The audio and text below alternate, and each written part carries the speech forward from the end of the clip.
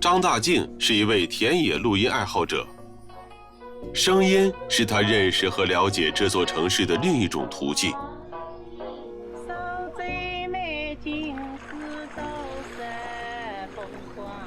在这个地方做声音采样的时候呢，我们会有一种时空交错的恍惚感。比如我们现在听到一个钟声，寺庙的钟声，你在别的城市你会想到什么呢？我不知道。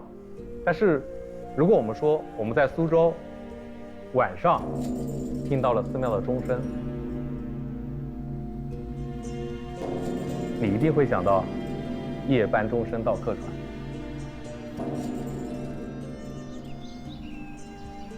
听到雨打在残荷上的声音，我们就会想到李商隐写的“留得残荷听雨声”。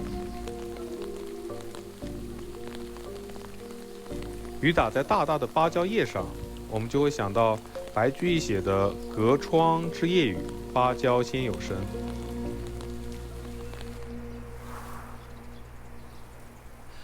张大敬正在尝试绘制一张苏州的声音地图，让人们用耳朵去打开苏州的2500多年。这是一张声景图，直接戴着耳机，跟着他走完了这一段旅程。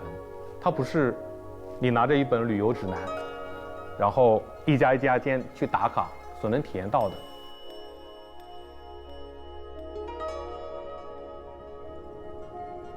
当一个城市完全安静下来的时候，这些地方的建筑的自然声景，可能它的千年跟当下是有连接的，是相似的。